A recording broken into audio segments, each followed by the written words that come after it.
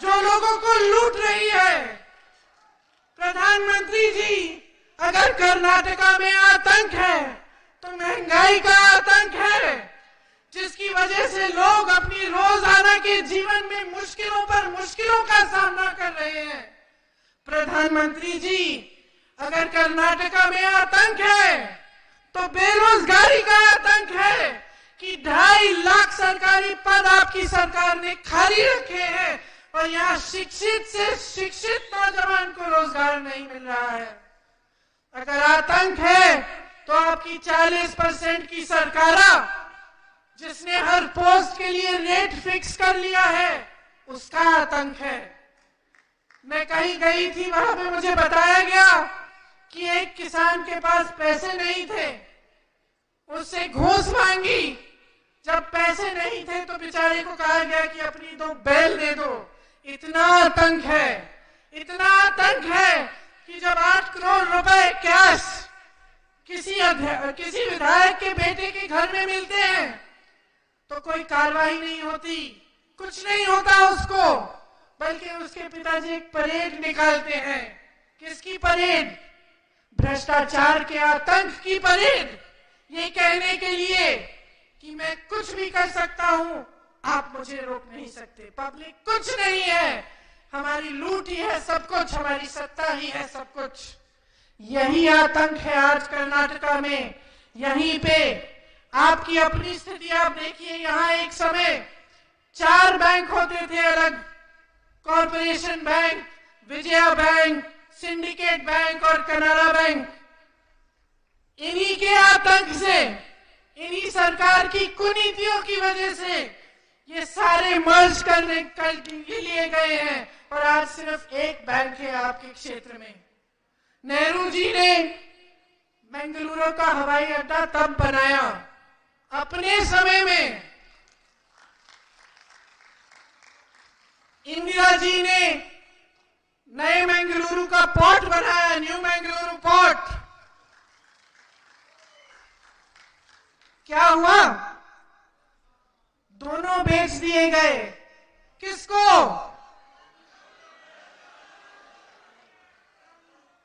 और क्यों? क्यों? इस देश के सारे पोर्ट, इस देश के सारे एयरपोर्ट, इस देश की पूरी संपत्ति, इतने बड़े बड़े पीएसयू, जिससे आप सबको नौकरियां मिलती थी, आपको रोजगार मिलते थे, इसीलिए तो बनाए गए थे। ये सब 1 या 2 लोगों को क्यों बेचे जा रहे हैं? और अगर ये आतंक नहीं है तो क्या आतंक है? कि सारे देश की संपत्ति, जो आपका पैसा है, जहां से आपको रोजगार मिलता है, वो अपने उद्योगपति मित्रों को दे दिए, सब कुछ दे दिया।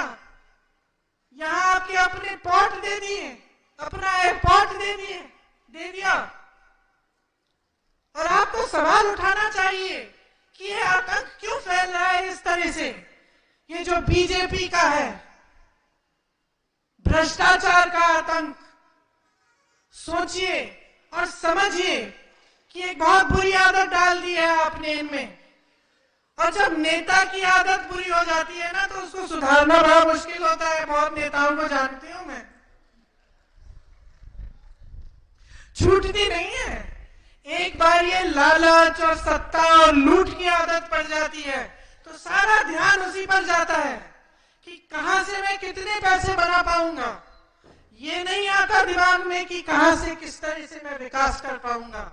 ये नहीं आता दिमाग में कि इनकी समस्या है किसानों की, किस तरह से सुलझाऊं, या महिलाओं को क्या क्या संकट है उनके जीवन में, कैसे सुलझाऊं। क्या होता है, खास तौर से जब नेता या एक पार्टी, राजनीतिक पार्टी ये समझ जाती है कि चुनाव के समय हमें विकास, महंगाई, रोजगार, इन चीजों की बात करने की जरूरत नहीं है, हम धर्म की बात करेंगे, ऐसी बातें करेंगे जिससे जनता की जो भावनाएं हैं वो उभर जाए, जनता के जो जज्बात है वो उठे, तो जनता उसी जज्बाती मामलों में आकर हमें वोट दे देगी, हम आगे बढ़ जाएंगे, फिर से चुनाव जीत जाएंगे, तो फिर हमें काम करने के लिए कोई जरूरत नहीं है। ये आदत जो पड़ गई है इन लोगों की, ये आदत तोड़नी बहुत ही जरूरी है। क्योंकि देखिए, चुनाव होता क्या है? एक मौका होता है अपने भविष्य को बदलने का। एक मौका होता है कि एक ऐसी सरकार आए, ऐसे नेता आए जो आपके लिए सचमुच ईमानदारी से काम करे। और अगर ऐसे नेता आते हैं, ऐसी सरकार आती है, तो क्या कुछ नहीं हो सकता।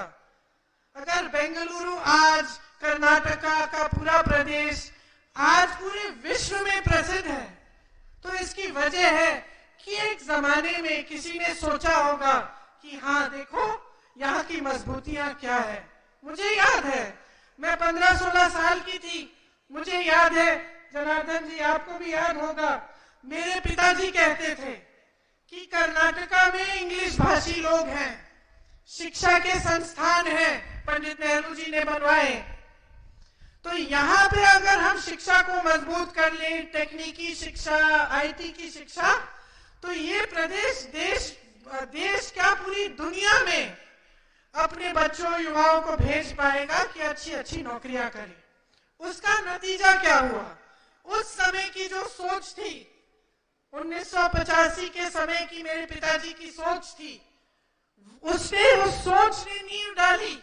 और आज बेंगलुरु के, कर्नाटका के युवा, और जिनकी तकनीकी शिक्षा मजबूत है, जिनकी आईटी में शिक्षा मजबूत है, दुनिया भर में जाके बड़ी बड़ी कंपनियों के सीईओ बन रहे हैं, बड़ी बड़ी कंपनियों को चला रहे हैं। तो अगर सरकार की नीयत सही होती है, नेता ईमानदार होता है, तो बहुत कुछ हो सकता है। लेकिन ये दुर्भाग्य की बात है कि ये जो आदत डल गई है बीजेपी की नेताओं की, कि उनको काम करने की जरूरत नहीं है, चुनाव के समय आएंगे, बड़ी बड़ी बातें करेंगे धर्म के बारे में या जाति के बारे में या फिर कभी आतंकवाद के बारे में या सुरक्षा के बारे में। मैं नहीं कहती कि ये मुद्दे नहीं है, सबके दिल के करीब है ये मुद्दे, लेकिन चुनाव के समय हमें जो वोट डालना चाहिए वो अपनी जरूरतों पर आधारित वोट डालना चाहिए। चुनाव के समय जनता को जागरूक होना बहुत ही महत्वपूर्ण है। आप सबको पूछना चाहिए, सवाल उठाना चाहिए कि पिछले 3.5 सालों में जब से बीजेपी की सरकार आई है कर्नाटका में, तो कितने रोजगार बने? मैं बताती हूँ, रोजगार घटे हैं, बने नहीं है। कितने नए उद्योग बने? मैं बताती हूँ, छोटे से मीडियम जितने उद्योग हैं, जो छोटी दुकानें हैं, छोटे व्यापार हैं लोगों के, इसमें से ज्यादातर काफी ऐसे हैं जो बंद हो चुके, जीएसटी की वजह से, नोटबंदी की वजह से। तो आपको पूछना है कि भाई महंगाई इतनी क्यों बढ़ गई? और अगर ये जवाब है कि पूरे विश्व में महंगाई बढ़ी है, हम क्या कर सकते हैं, तो ये गलत जवाब है। क्योंकि अगर पूरे विश्व में भी महंगाई बढ़ रही है, तो सरकार आपको उस महंगाई से राहत दे सकती है। राजस्थान की सरकार आज ही हाल में प्रदेश में महंगाई के राहत कैंप चला रही है। इसका मतलब है कि ऐसी स्कीमें हो सकती हैं जिससे मेरी बहनों का कि फिर भी मदद हो जाए। अगर महंगाई बढ़ रही है तो इनकी मदद हो सकती है, सहायता हो सकती है। आज हर स्तर पर महंगाई की मार है। जैसे मैंने कहा, एक तरह का आतंक ही कहिए इसको। चाहे मछुआरे हों, चाहे किसान हों, हर चीज पे जीएसटी है, हर चीज को महंगा कर दिया है। जैसे मैंने कहा, पेट्रोल डीजल भी महंगा है, तो उससे पूरे जीवन पर असर पड़ रहा है। और जो 40% की इनकी सरकार चली, उसमें आपने देखा होगा कि चाहे कॉन्ट्रैक्टर्स एसोसिएशन हो, स्कूल मैनेजमेंट एसोसिएशन हो, सब परेशान रहे हैं। कर्नाटका के 1.5 लाख करोड़ रुपए लूटे गए हैं। 1.5 लाख करोड़ रुपयों में आपके लिए एम्स बन सकते थे, 100 से ज्यादा अस्पताल बन सकते थे, 30,000 स्मार्ट क्लासरूम बन सकते थे, 30 लाख गरीबों के लिए घर बन सकते थे। भ्रष्टाचार के बहुत सारे और असर भी होते हैं। जब भ्रष्टाचार एक सरकार के अंदर इस तरह से घुस जाता है, तो वह सरकार स्थिर भी नहीं समय के लिए, और जो निर्णय, ठोस निर्णय लेने पड़ते हैं वो भी नहीं ले पाते। सब सोच रहे होते हैं कि कब मैं मुख्यमंत्री बनूंगा, किस तरह से मैं भी लूटूं। तो इसलिए इस सरकार में मुख्यमंत्री भी बदले, एक नहीं दो, उससे ज्यादा भी मुख्यमंत्री बदलते रहेंगे।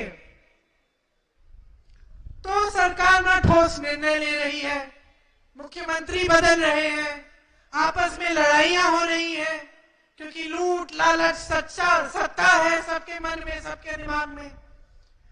और इन परिस्थितियों में जो जनता के मुद्दे हैं, जनता की जरूरतें हैं, वो नकारी जाती है।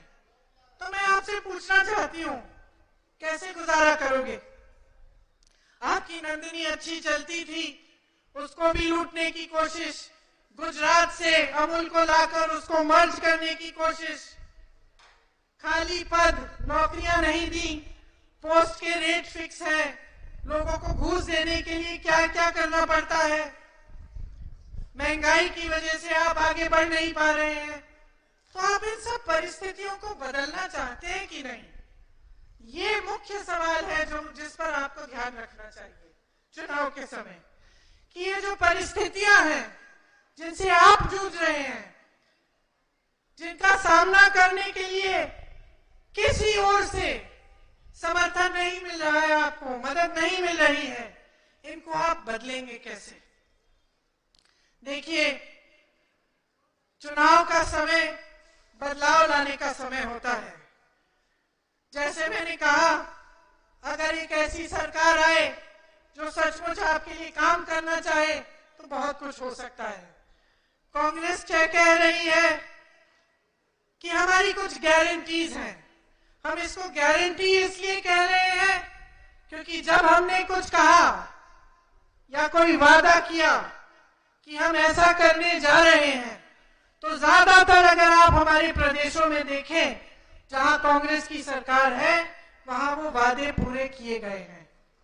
छत्तीसगढ़ में वादा किया था कि किसानों का कर्ज माफ करेंगे, 18 लाख किसानों के कर्ज माफ किए।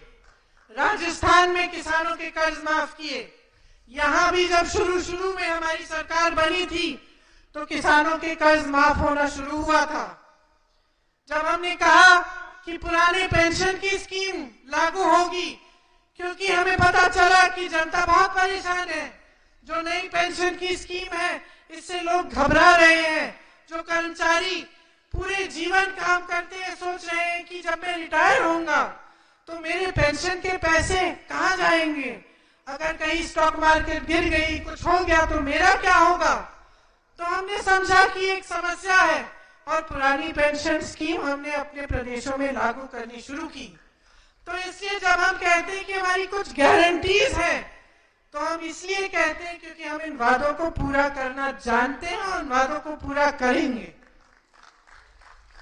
आपको याद होगा कि जब हमारी सरकार थी तो अन्न भाग्य, क्षीर भाग्य, क्षीरधारे, पशु भाग्य, इंदिरा कैंटीन, इस तरह की सारी स्कीमें थी। आज हम गारंटी देते हैं कि जो 2.5 लाख सरकारी रोजगार है, पद है जो खाली है, उनको 1 साल के अंदर अंदर हम भरने की पूरी कोशिश करेंगे। आज हम गारंटी देते हैं कि हम 100% विकास लाएंगे।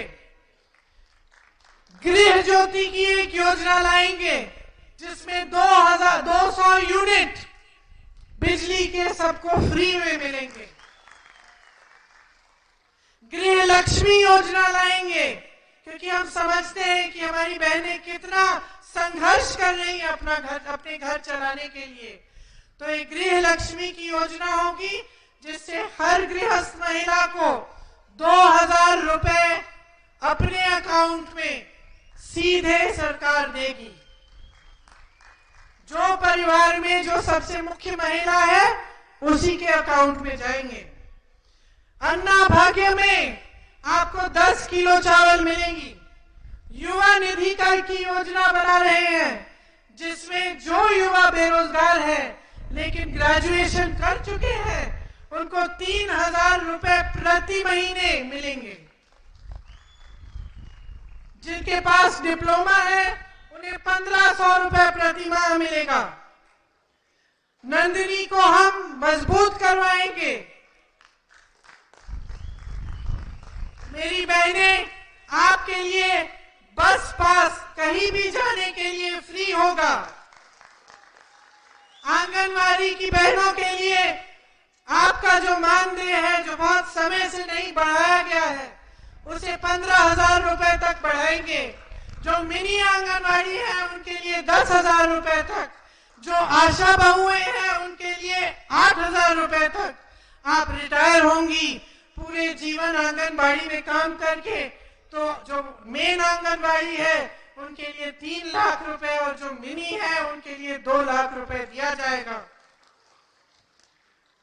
1.5 लाख करोड़ रुपए जो आपसे लूटे गए हैं वो कृषि के आधुनिकीकरण के लिए एक फंड में डाले जाएंगे, जिससे किसानों को सुविधाएं मिलेंगी। टुल्लू भाषा को संविधान की 8वीं अनुसूची में डालने का प्रस्ताव दिया जाएगा। रोजगार, निवेश, पर्यटन और शांतिपूर्ण तरक्की के लिए 2,500 करोड़ रुपए हर साल करावली डेवलपमेंट अथॉरिटी में आप ही के क्षेत्र के लिए रखा जाएगा। एक स्कीम हमने सोची है, स्टैंड विद मोगावीरा स्कीम, जिसमें मछुआरों के लिए 10 लाख रुपए इंश्योरेंस का प्रबंध किया जाएगा। मछुआरा बहनों के लिए 1 लाख रुपए इंटरेस्ट फ्री लोन उपलब्ध किया जाएगा। जब आप फिशिंग बोट खरीदने के लिए निकलते हैं तो आपके लिए 25 लाख रुपए की सब्सिडी मिलेगी। इसी क्षेत्र में 3 लाख रोजगार हम बनाने का प्रयास करेंगे, ताकि यहाँ के नौजवान जो शिक्षित हैं, काबिल हैं, वो बेरोजगार न रहें।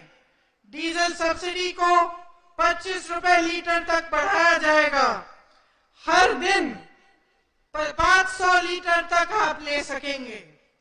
श्री नारायण गुरु डेवलपमेंट बोर्ड को 1250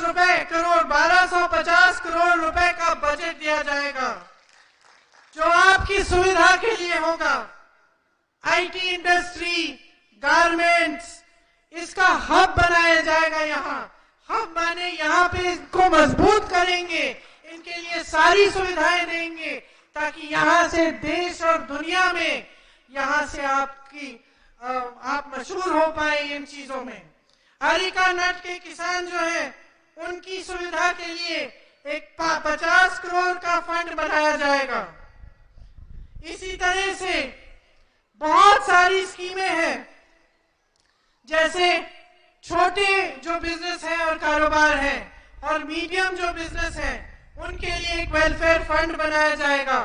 कर्नाटका को light engineering, automobiles, electrical equipment के उद्योग में सर्वप्रथम बनाने की कोशिशें होंगी। बीदर से चामराजनगर तक इंडस्ट्रियल कॉरिडोर बनाया जाएगा और टाउनशिप्स बनाए जाएंगे। और कई ऐसी विधानसभाओं में 10 करोड़ रुपए दिए जाएंगे स्टार्टअप फंड के लिए, ताकि अगर कोई नौजवान अपना स्टार्टअप खुद शुरू करना चाहे तो वहीं पर विधानसभा के स्तर पर उसकी सहायता हो पाए। बेंगलुरु में टूरिज्म और बिजनेस के लिए एक गोल्ड एंड डायमंड पार्क बनाना चाहते हैं हम, जैसे दुबई में है। 2 टियर की जो शहरें हैं, जैसे मैसूरू, हुबल्ली, धारवाड़, गुलबर्गा, बेल्लारी, चित्रदुर्गा और तमाम ऐसी जो कर्नाटका की शहरें हैं, उनको भी हम बेंगलुरु जैसे आईटी में मजबूत बनाना चाहते हैं। तो ऐसी बहुत सारी स्कीमें हैं जो हम आपके लिए करना चाहते हैं, और हमने अलग अलग प्रदेशों में जहां हमारी सरकारें हैं वो करके भी दिखाया है काम, और आज भी कर रहे हैं। तो अब आप ही पर निर्भर है कि आप आगे बढ़कर अपने भविष्य को मजबूत बनाने के लिए क्या चाहते हैं। देखिए, हम आपको कुछ भी कह सकते हैं यहाँ खड़े होकर। वादे कर सकते हैं, वो पूरे हो न हो 5 साल में वापस आ जाएंगे, फिर से कुछ कह डालेंगे। ये हर पार्टी के नेता कर सकते हैं। आपको कैसे मालूम होगा कि ये प्रियंका कुछ सच बोल रही है या ये भी दूसरों की तरह ऐसे ही बोल रही है जो भी मन में आए? आपको कैसे मालूम होगा कि कांग्रेस पार्टी ने क्या करके दिखाना है या बीजेपी ने क्या किया है? अगर आप जागरूक नहीं बनेंगे तो आपको कभी नहीं मालूम होगा। आपने मेरी दादी जी का नाम लिया, कहा कि आप उनको देखना चाहते थे।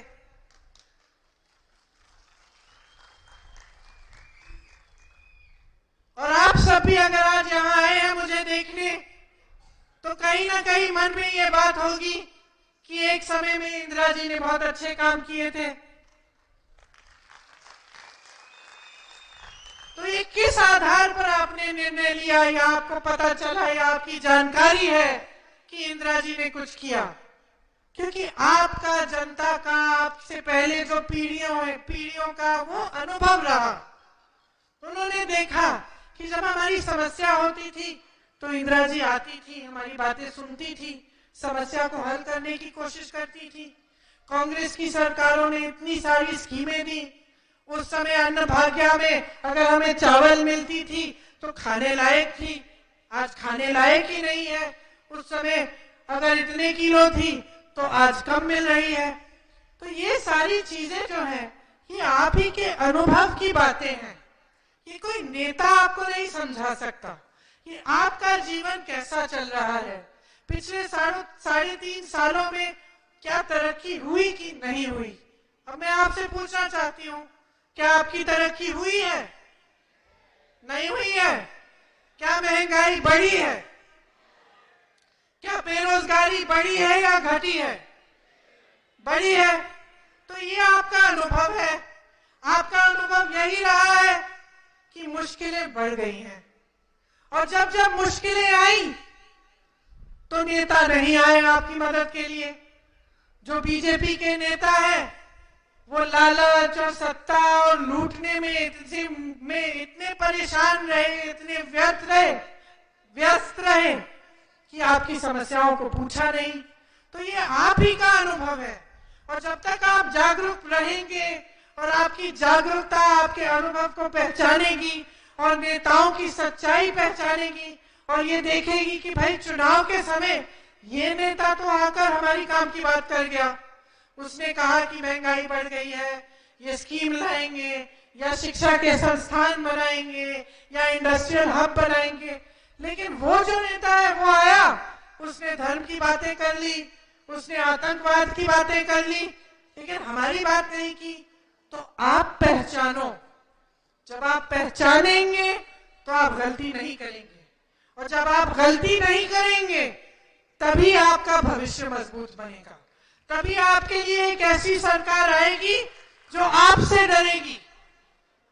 ऐसे नेता आएंगे जो पब्लिक से डरेंगे, जो पब्लिक का आदर करेंगे, जो समझेंगे कि अगर पब्लिक के लिए काम नहीं किया तो रास्ता नापिए। तो ये आप ही को समझाना पड़ेगा। नेता की आदत को ठीक करना आपका काम है। अब मन बना लीजिए कि जो कर्नाटका में पिछले 3.5 सालों से हुआ है वो बहुत गलत हुआ है आपके साथ। नुकसान आपने झेला है, मुश्किलों का सामना आपने किया है। ये लोग तो अपने महल बनाते रहे, लेकिन आपका नुकसान हुआ। तो अब 10 तारीख को चुनाव आ रहा है, हमारे 2 उम्मीदवार आपके सामने हैं, खड़े हो जाइए।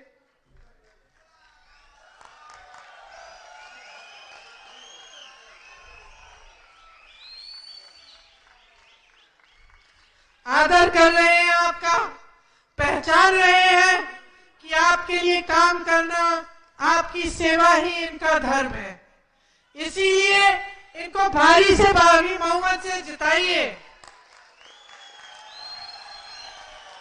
और कांग्रेस की एक ऐसी सरकार बनाइए अपने प्रदेश में जो कोई तोड़ नहीं पाए। मजबूत सरकार बनाइए। जो आपका काम है, समुद्र में जो आप काम करते हैं, ये सब चीजें अगर आप आप ईमानदारी और सत्य और सेवा की भावना से करें तो ये सब देश के निर्माण में भागीदार होती हैं। तो जब देश बनता है, प्रदेश बनता है, तो आप ही उस प्रदेश, उस देश के निर्माता बनते हैं। और हर धर्म ने यही सिखाया है। इसीलिए जब हमारी सरकारें भी बनती हैं तो हमारी सरकार से उम्मीद या आशा क्या होती है? हमारी सरकार से यही उम्मीद होती है कि ईमानदारी से हमारे नेता काम करेंगे, हमारे लिए कुछ अच्छा करके दिखाएंगे। और उसी आधार पर फिर हम चाहते हैं कि जब चुनाव आए तो हम उन नेताओं को फिर से आगे बढ़ाएं। तो जब नेता हमारे सामने आते हैं बातचीत करने के लिए, खासतौर से चुनाव के समय, तो हम हमेशा ये उम्मीद रखते हैं कि हमारी कुछ काम की बात करेंगे। आज चुनाव का समय है, हर पार्टी के अलग अलग नेता आपके सामने आते हैं। मैंने यहाँ पे देखा, यहाँ आते वक्त इसी तरह का एक हैंगर लगा था और खाली जगह थी। शायद मैंने पूछा किसकी मीटिंग थी, तो कहा कि कुछ दिनों पहले प्रधानमंत्री जी मोदी जी भी आए थे यहाँ, तो उनकी भी मीटिंग हुई। तो आप सबसे उम्मीद यही रखते होंगे कि चुनाव के समय जो आपके मुद्दे हैं, जो आपके लिए महत्वपूर्ण है, आपकी जीवन से जुड़े हुए हैं, उन मुद्दों पर नेता बात करेंगे, अलग अलग पार्टियों के लोग बात करेंगे, ताकि आपको पता चले कि इन लोगों ने आपके लिए क्या किया और कौन सी योजनाएं बना रही हैं, भविष्य में आपके लिए क्या करना चाहते हैं। लेकिन कुछ दिनों पहले, मेरे ख्याल से 2 दिन पहले हो सकता है, यहीं पर मैं भाषण देख रही थी कि मोदी जी क्या कह रहे हैं, देश के प्रधानमंत्री हैं। तो मैंने देखा कि यहाँ चुनाव के समय आकर वो आतंकवाद और सुरक्षा की बातें कर रहे हैं। तो मेरे मन में ये बात आई कि कर्नाटका में ये मुद्दा तो नहीं होना चाहिए, शायद उनको कोई गलतफहमी है। मैंने सोचा कि क्या होता है कि जब सत्ता बहुत हो जाती है तो अक्सर जो अधिकारी हैं, जो आसपास के लोग हैं, वो सत्ता से डरते हैं, मतलब सच नहीं बताते आपको। तो हो सकता है कि जब इनका भाषण तैयार हो रहा था तो जो अधिकारी बैठे थे उनकी चर्चा हुई होगी कि हम भाई क्या बताएं मोदी जी को, कौन से मुद्दे में कर्नाटका जा रहे हैं, वहां पे कौन सी बातें करेंगे। तो किसी अधिकारी ने कहा होगा कि चलो रोजगार की बात करा देते हैं, लेकिन फिर दूसरे ने कहा होगा हम कहेंगे क्या, रोजगार तो बनाए ही नहीं हमारी सरकार ने 3.5 सालों से। फिर किसी और ने कहा होगा कि चलिए महंगाई की बात बता देते हैं, लेकिन महंगाई की क्या बात करेंगे, क्योंकि इनके समय में महंगाई इतनी बढ़ चुकी है, इतनी बढ़ चुकी है कि एक गैस का सिलेंडर 1100 रुपए का है। मेरी बहनें दुकान जाती हैं, दाल, सब्जी, आटा, डीजल, पेट्रोल, नाम लीजिए, महंगा हो गया है, खरीद ही नहीं पाती है कुछ भी। आधे टाइम तो घर वापस आ जाती होंगी आधी चीजें छोड़कर, तो महंगाई की क्या बात करें। तो इन अधिकारियों ने तय कर लिया होगा चलो यही मुद्दा दे देते हैं। प्रधानमंत्री जी यहाँ आकर आतंकवादी सुरक्षा की बात कर रहे हैं। मैं उनको बताना चाहती हूं कि यहाँ कर्नाटका में किसान आत्महत्या से, आपको मालूम है कि हर रोज 5 किसान आत्महत्या से मर रहे हैं। यहाँ आतंक है तो महंगाई का आतंक है, बेरोजगारी का आतंक है। यहाँ 4 सालों में 6,487 किसानों ने आत्महत्या की है। 4 सालों में गरीबी की वजह से 542 लोगों ने आत्महत्या की है। कर्ज और घाटे की वजह से 3,734 लोगों ने आत्महत्या की है। बेरोजगारी की वजह से 1,675 लोगों ने आत्महत्या की है। प्रधानमंत्री जी, कर्नाटका में अगर आतंक है तो 40% की सरकार का आतंक है, जो लोगों को लूट रही है। प्रधानमंत्री जी